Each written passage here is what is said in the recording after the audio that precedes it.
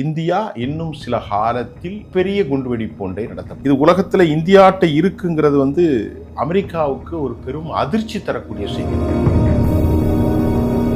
India வந்து ஒரு நிறைகுடம். நாம எங்கேயாவது போய் சண்டை பிடிச்சிருக்கோம். பாகிஸ்தான்காரங்க தான் வன்முறைகளை தூண்டுறாங்க. அது மதத்தின் பேரான. நான் ஏற்கனவே சொல்லிக்கிட்டே இருக்கேன்.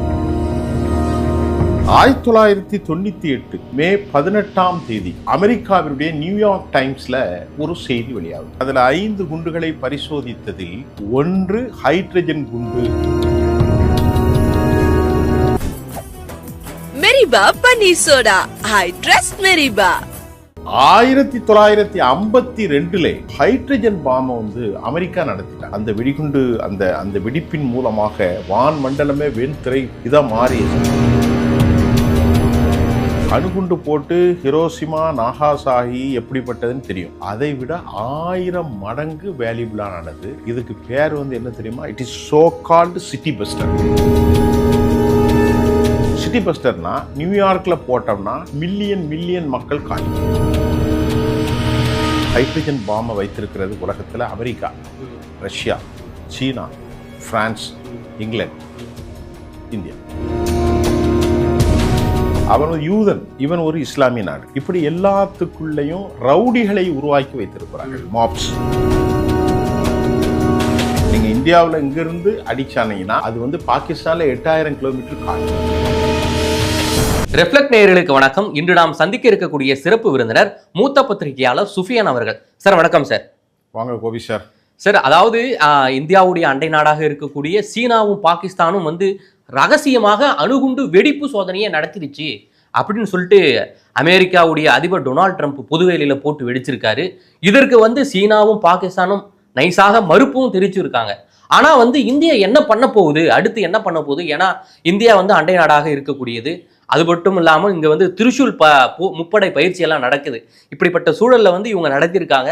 ஆனா அண்டை நாடாக இருக்கக்கூடிய இந்தியா என்ன பண்ண போகுதுன்னு சொல்லிட்டு ஒரு மிகப்பெரிய விவாதம் சமூக வலைதளம் பொதுவெளியிலும் போயிட்டு இருக்கு. என்ன சார் இந்தியா பண்ண போகுது? இந்தியா ஒன்றும் பண்ணாது. இந்தியா பண்றதுக்கு எப்படின்னா, இந்தியா ஒரு நிறைகுடம். நாம எங்கேயாவது போய் சண்டை பிடிச்சிருக்கோமா? கிடையாது. எங்கேயாவது சொல்லுங்களேன். கிடையாது. இப்போ எனக்கு தெரிய பாகிஸ்தான்காரங்க தான் வன்முறைகளை தூண்டுறாங்க. அது மதத்தின் பேரால. நான் ஏற்கனவே சொல்லிக்கிட்டே இருக்கேன். உலகத்திலே ரொம்ப ஆபத்தான ஒரு வெடிகுண்டு என்னன்னா மதம் தான். இப்போ அதுதான் அது வேற ஒரு டாபிக்ல உங்களுக்கு தரேன். சூடான்ல என்ன நடக்குது, நைஜீரியால நடக்குது, அவ்வளவு கொடூரமான நடக்குது. நம்ம டிஸ்கிரிமினேஷன் இல்லாம டிஸ்பாரிட்டி இல்லாம ஒரு செய்தியை தரக்கு நான் எப்பவுமே ஒரு செய்தியாளர் தான். இந்தியாவில் நடக்கக்கூடிய இந்துத்துவ விஷயங்களையும் மிக அதிகமாக விமர்சிச்சேன். கண்டிப்பா சார். அந்த அடிப்படையில் நம்ம இப்போ பாகிஸ்தான்ல பலுச்சிஸ்தான்ங்கிற ஒரு ஸ்டேட் இருக்கு. அங்க உள்ள மக்கள் தனிநாடு கோரிட்டு இருக்காங்க. ஆமா, பலுச்சிஸ்தான். எனக்கு கிடைச்ச தகவல்ல இந்தியா மிகப்பெரிய அளவுக்கு அவர்களை பிரிவினைக்கெல்லாம் எந்த ஒரு உதவி செஞ்சிருப்பாங்க. பெரிய அளவுல நாம எதுவும் செய்யல. இந்தியாவுடைய தன்மையை பத்தி 1998 மே 18 புகழ்பெற்ற அமெரிக்காவினுடைய நியூயார்க் டைம்ஸ்ல ஒரு செய்தி வெளியாகுது. 1998 மே 18 புகழ்பெற்ற இந்த நியூயார்க் டைம்ஸ்ல என்ன செய்தி அப்படின்னு வந்திருக்குன்னா, இந்தியா ஒரு மிகப்பெரிய அணுகுண்டு வெடிப்பை அவர்கள் நிகழ்த்தினார்கள் என்பதை நிகழ்த்தினார்கள். அது ராகுல், அது நம்ம வாஜ்பாய் அவர்கள் 98 நடத்தினாங்க. அதுதான் இறுதியான குண்டு வெடிப்பும் என்று சொல்லப்படுகிறது. அதுல 5 குண்டுகளை பரிசோதித்ததில் 1 ஹைட்ரஜன் குண்டு என்பதையும் 1998 மே 18 அமெரிக்காவுடைய நியூயார்க் டைம்ஸ் அந்த செய்தியில ரொம்ப தெளிவாக இருந்தது. நம்முடைய மூத்த எல்லாராலும் மதிக்கப்படுகிற மிகச்சிறந்த இந்திய அரசியல் தலைவர், எனக்கு அவர் ரொம்ப பிடித்தமானவர் தான், ஐயா வாஜ்பாய் அவர்கள் தான் இந்த மாபெரும் சாதனையை நிகழ்த்தினார். இந்த காலத்துல நம்ம அப்துல் கலாம் ஐயா அவர்களையும் நினைவு கூறக்கூடிய ஒரு சூழ்நிலை இருக்கிறோம். இன்றைக்கு உலகத்துல 1.4 மில்லியன், அதாவது ஆக்டிவ் ஃபோர்ஸ் சொல்றது. இன்னைக்கு இஸ்ரேல்ட்டெல்லாம் 1,37,000 பேர் தான் இருக்கான். ஆனா நம்மள்ட்ட 1.4 மில்லியன். எவ்வளவு தெரியுமா? 14 லட்சம் ஆக்டிவ் ஃபோர்ஸ் கொண்ட உலகத்தின் மிகப்பெரிய சர்வதேச நாடுகளில் ஒன்று இந்திய ராணுவம். இப்போ அமெரிக்காவினுடைய CIA 2014 ஒரு செய்தியை வெளியிடுறது. ரகசியத்துறை 1989 அதே மாதிரி 89 நான் 98 அந்த குண்டு வெடிப்பு நடத்தணும். 98ல 89ல சிஏனுடைய ஏஜென்சி, அவருடைய பெயர் வில்லியம்ஸ் ஏ வெப்ஸ்டார். அவர் ஒரு தெளிவாக சொல்றார், இந்தியா இன்னும் சில காலத்தில் மிகப்பெரிய குண்டுவெடிப்பு ஒன்றை நடத்த போகிறார். அதாவது அணுகுண்டு சோதனை நடத்த போகிறோம். எப்போ? 89ல. ஓகே. நம்ம எப்போ முடிச்சிருக்கோம்? அடுத்த 9 வருஷத்துல. ஆமா ஆமா. இது பழைய கதை, அந்த ஸ்டோரிக்கு சொல்லிட்டு இருக்கேன். அதுல அவங்க எச்சரிச்சது எப்படின்னா, 1952ல ஹைட்ரஜன் பாம்பை வந்து அமெரிக்கா நடத்திட்டாங்க. ஓகே. 1952ல. ஓகே, 52ல. அந்த வெடிகுண்டு, அந்த வெடிப்பின் மூலமாக வான் மண்டலமே வெண்திரை இதா மாறிடுச்சு. அது இப்ப நம்மள்ட்ட இருக்கா அப்படின்னு பார்த்தா, நம்மள்ட்ட இருக்குங்கிறது ஏறக்குறைய எல்லா நாடுகளும் ஒப்புக்கொண்ட உண்மை. இந்த ஹைட்ரஜன் குண்டுகளை பத்தி நாம இப்போ பார்க்கிற போது, இதுக்கு பேரு என்ன பாருங்க, அணுகுண்டு. நீங்க கேள்விப்பட்டிருக்கீங்க. அணுகுண்டு போட்டு ஹிரோஷிமா நாகாசாகி எப்படிப்பட்டதுன்னு தெரியும். அதை விட 1000 மடங்கு வேல்யூபிளானது. இதுக்கு பேர் வந்து என்ன தெரியுமா? It is so called city buster. City பஸ்டர்னா நியூயார்க்ல போட்டோம்னா பல மில்லியன் மக்கள் காலி. Okay okay. நியூயார்க்ல கிட்டத்தட்ட ஒரு 15 பில்லியன் மக்கள் இருக்காங்க.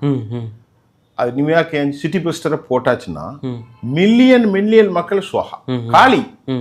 அப்படிப்பட்ட அணுகுண்டுகளை, ஹைட்ரஜன் பாம்பை வைத்திருக்கிறது உலகத்துல America, Russia, China, France, England, இந்தியாவும் இருக்கு. இந்தியா வந்தாச்சு. Okay okay. அது அவங்களுக்கு தெரியும். இந்த இந்த இந்த இவ்வளவு பெரிய சக்தி வாய்ந்த ஒரு தேசத்தை மிரட்டுவதற்கு உலகத்துல எவனாலே முடியாது. அமெரிக்கா என்னதான் பேசினாலும் பாகிஸ்தான் அவனுடைய கைப்பிள்ளை. ஈரான், இஸ்ரேல் எப்படி அமெரிக்காவினுடைய செல்ல பிள்ளையோ, அவன் ஒரு யூதன், இவன் ஒரு இஸ்லாமிய நாடு. இப்படி எல்லாத்துக்குள்ளேயும் ரவுடிகளை உருவாக்கி வைத்திருப்பார்கள், மாஃபியாக்கள். ஆக பாகிஸ்தானுக்கு எத்தனை குண்டு போட்டாலும் இந்தியாவுக்கு அது பிரச்சனை இல்லைங்கிற அளவுக்கு இந்தியா வல்லமை. அந்த சிமிலாரிட்டிஸ் இன் பிட்வீன், ஒற்றுமைன்னு வர்றது. அவன்கிட்ட எவ்வளவு மிலிட்டரி இருக்கு, நம்மள்ட்ட எவ்வளவு ஏர்கிராப்ட்ஸ் இருக்கு, அவன்கிட்ட எவ்வளவு டேங்கர் இருக்கு, நமக்கு ஏர் ஸ்டேக்ஸ் எவ்வளவு இருக்கு, நம்முடைய கவச வாகனங்கள் எத்தனை. எந்த இடத்துலையும் பாகிஸ்தான் நம்மோடு நிற்க முடியாது. நல்லா புரிந்து கொள்ளுங்க. ஆமா, எந்த எண்ணிக்கையிலும் பாகிஸ்தான் நம்மோடு நிற்கும். புரியுதா? ஆனாலும் நம்ம கிட்டயே வர முடியாதுன்றோம். ஆனா வந்து அவங்க பாத்தீங்கன்னா தினந்தோறும் நமக்கு எச்சரிக்கை விட்டு இருக்காங்களே சார். இந்த 1998ல இந்த பாபா அணுமின் அந்த அட்டோமிக் இதுல நடத்தினதுல தான் இந்த ஹைட்ரஜன் குண்டு வந்து இருக்கிறது. இதற்கு முன்னோடியாக இருந்தது வந்து இந்த நேரத்துல மறைந்து போன நம்முடைய வாஜ்பாய் ஐயாவை நம்ம நினைவு கூறாம முடியாது. இதனுடைய மொத்த உற்பத்தி வந்து எப்படின்னா, இந்த ஹைட்ரஜன் வந்து 5, அதாவது ஒரு பெரிய திகைப்பூட்டக்கூடிய அளவிற்கு மிகப்பெரிய அணுசக்தி வெடிப்புகளை ஏற்படுத்தக்கூடியதான் இந்த ஹைட்ரஜன் பாம். இது உலகத்துல இந்தியாட்ட இருக்குங்கிறது வந்து அமெரிக்காவுக்கு ஒரு பெரும் அதிர்ச்சி தரக்கூடிய செய்தி. சீனாவுக்கு அதை விட அதிர்ச்சி தரும் செய்தி. அதை விட அதிர்ச்சி தரும் செய்தி பாகிஸ்தானுக்கு. இதனாலதான் இன்னைக்கு ஆப்கனோடு நாம் நெருங்கி இருக்கிற போது, ஆப்கனோடு நாம் ஒரு மிகப்பெரிய ஒப்பந்தத்தை மேற்கொள்ள முயன்று கொண்டிருக்கிற நேரம் போது இதை கண்டு உதறல் யாருக்கெல்லாம் எடுக்குது? ரஷ்யாவுக்கு எடுக்கல. ரஷ்யா நம்மோட நெகோசியேட் தான். கண்டிப்பா. சீனாவுக்கு எடுக்கிறது, அமெரிக்காவுக்கு எடுக்கிறது, பாகிஸ்தான். புரிஞ்சுக்கிட்டா உங்களுக்கு? ஆமா. அப்ப இந்த சுற்று வட்டாரத்தை நீங்க சொன்னீங்க, இந்தியா யாரையும் போய் தாக்குற பன்மை இல்ல. நம்ம நாட்டுல இருக்கக்கூடிய எல்லா மக்களும் ஒண்ணுதான். இந்தியாவில இருக்கக்கூடிய இந்து, இந்தியாவில இருக்கக்கூடிய முஸ்லீம், இந்தியாவில் இருக்கிற கிறிஸ்டியன்ஸ் எல்லாத்துக்குமே ஒரே டிஎன்ஏ தான். அந்த டிஎன்ஏலே பிறரை ஆக்கிரமிப்பு இல்லைங்கிறத உங்களுக்கு சொல்லுவாங்க. Okay okay okay okay sir, இப்போ சொன்னீங்க நீங்க இந்தியா கிட்ட வந்து 1000 அணு குண்டுக்கு சமமான வந்து ஹைட்ரஜன் குண்டு இருக்குதுன்னு அப்படி சொன்னீங்க. ஆனா இந்தியா வந்து எந்த நேரத்திலையும் எப்போதுமே அதை வெளிப்படுத்திக்கல. ஏன் வெளிப்படுத்திக்காம இருக்காங்க? என்ன காரணம்? இல்ல, வெளிப்படுத்துறது என்பது நமக்கு சரியான ஒரு போர் களச்சூழல் வந்தால் மட்டும்தான் வெளிப்படுத்த முடியும். உதாரணத்துக்கு இந்தியாவில் வந்து அக்னி 5 இருக்கு. இந்த அக்னி 5 வந்து எப்படின்னா ஒரு 5000 to 8000 கிலோமீட்டர் கொண்டிருக்கக்கூடிய ஒரு மிசைல். இது வந்து எப்படின்னா, இதற்கிடையில நமக்கிட்ட ஒரு பிருத்திவி 2 இருக்கு. இந்த பிருத்திவி 2 இல்லாம அக்னி 1 இருக்கு. இது 360 to 700 ஷார்ட் ரேஞ்ச் மிசைல் சொல்றது. அக்னி 5 வந்து லாங் ரேஞ்ச் மிசைல். 8000 கிலோமீட்டருங்கும் போது நம்முடைய எல்லையில இருந்து வச்சுட்டோம்னா பாகிஸ்தான் ஏறக்குறைய பல பகுதிகளை நம்ம தாக்கி முடிச்சிடும். இப்ப ஈரான் இருக்கு பாருங்க. ஈரானுடைய மிக மிக முக்கியமாக பலிஸ்டிக்ஸ் ஏவுகணைகளை தாண்டி ஓகே அவர்கள் வீசக்கூடிய ஹைப்பர்சோனிக் சூப்பர்சோனிக்லாம் வந்து டெல் அவீவை ரொம்ப பெரிய அளவுல காலி செஞ்சது. அதற்கு வந்து குரம் ஷோர் அப்படிங்கிறது ஒண்ணு வச்சாங்க. அதே மாதிரி அவர்கள் நிறைய பேர்ல வச்சிருக்கிறாங்க.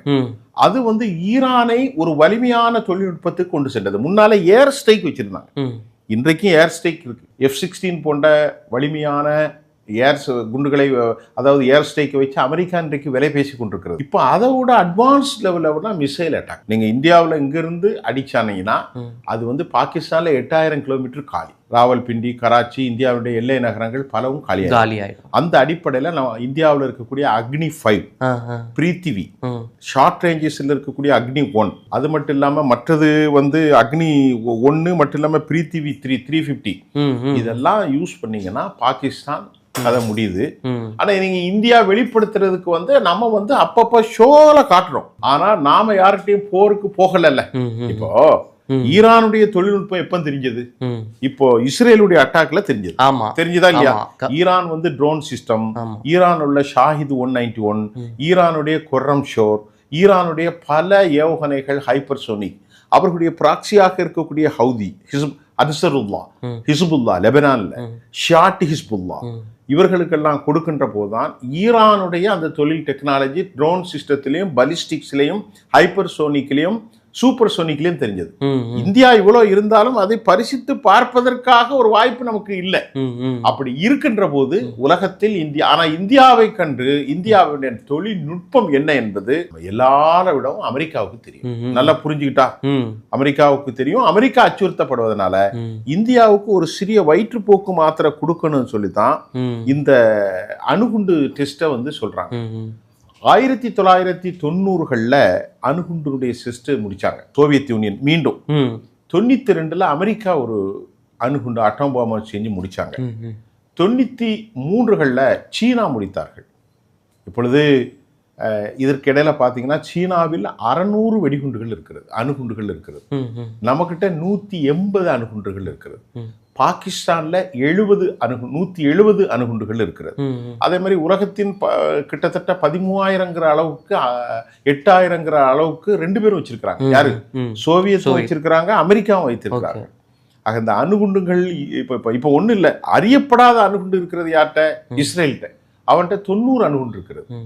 ஈரான் வந்து என்ரிச் பண்ணியிருக்கிறாங்க. அப்போ உலகத்தில் இருக்கக்கூடிய இந்த அணுகுண்டுகளை இயக்கக்கூடிய 6-7 நாடுகள்ல நாமளும் ஒண்ணு, பாகிஸ்தான் ஒண்ணு. புரியுதா உங்களுக்கு? அதை விட டெக்னாலஜிக்கல் பேஸா இன்னைக்கு இந்தியா வந்து மிகப்பெரிய அளவுல வளர்ந்து கொண்டிருப்பது பாகிஸ்தானுக்கு மட்டுமல்ல, சீனாவுக்கு மட்டுமல்ல, அமெரிக்காவுக்கும் அது நல்ல செய்தி இல்லைங்கிறதா இந்த ஹைட்ரஜன் வெடிகுண்டை பத்தி நவம்பர் 4ஆம் தேதி இன்டர்நேஷனல் வெளியாகக்கூடிய ஏர் டிஃபென்ஸ், அதாவது டிஃபென்ஸ் மேகசின்ஸ்ல இந்தியா இவ்வளவு பெரிய பரிசோதனை வச்சிருக்கிறாங்க. 1998 அன்றைக்கு மரியாதைக்குரிய வஜ்பாய் அவர்கள் செய்து காட்டியதன் விளைவு. அதே மாதிரி நியூயார்க் டைம்ஸில் 89 CIA ரிப்போர்ட் 2014 வெளியானது. வில்லியம்ஸ் வெளியான கட்டுரைப்படி இந்தியாவில் இந்த ஹைட்ரஜன் பாம் இருக்கிறது. இது வந்து சிட்டி பஸ்டர், அது இந்தியாவில் இருக்கு. புரியுதா? இது வந்து பாகிஸ்தான்ல கிடையாது. மிக்க நன்றி சார். இந்தியா கிட்ட இருக்கக்கூடிய அந்த அணு ஆயுதம் பற்றி இப்போ வரைக்கும் யாருமே ரிவீல் பண்ணல. முதல் முறையா நீங்க தான் ரிவீல் பண்ணிருக்கீங்க. இந்தியாவுடைய பலம் என்பது வந்து இதன் மூலம் வந்து மக்களுக்கு தெரியும் அப்படின்ற போல நான் நினைக்கிறேன். மிக்க நன்றி. நேரில் வந்து அது குறித்து பல்வேறு தகவலை பகிர்ந்தமைக்கு மிக்க நன்றி சார். நன்றி கோபி.